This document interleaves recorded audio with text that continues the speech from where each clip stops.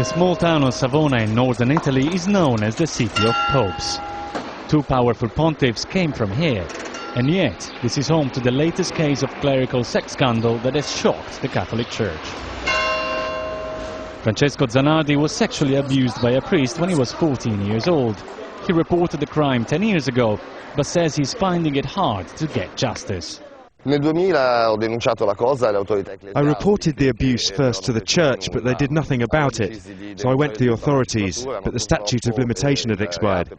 Since then the church has been trying to discredit me and ruin my reputation. That's why I decided to get my own proof of the abuse.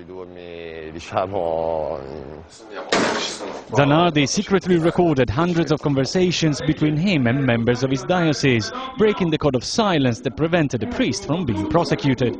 In one of them, a church official says he knew his abuser was a pedophile all along. Ha mandato nella scuola perché è stato espulso dalla scuola di Valegge e mi ha detto fagli la guardia col pedofilo. L'ho fatta come ho potuto. Non ha potuto, però è diventato anche lei, e non solo, Ha diventato lui, è diventato figlio della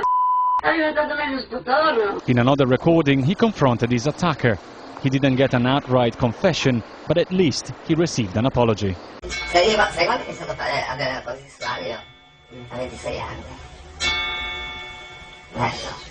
Quindi ti chiedo scusa, non so se no, non basta, lo so che non basta. Some critics say that when it comes to pedophilia, the Vatican's code of canon laws are neither clear nor they are efficient. Sex with minors was called a crime only in 1983, and even the punishment seems to be vague. It says here that abusers are to be punished with penalties that are just, not excluding dismissal from the clerical state.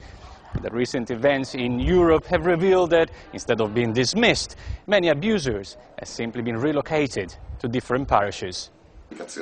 For victims like Francesco, impunity makes it more difficult to cope with the abuse.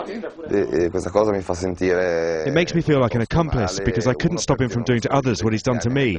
I tried to report him, but he's still a free man. No. Al Jazeera traced the priest to this remote village on the hilltops above Savona. He wasn't home. And his neighbors didn't want to be associated with him. Vieni a casa. When contacted over the phone, he refused to comment. The Diocese of Savona also remained silent.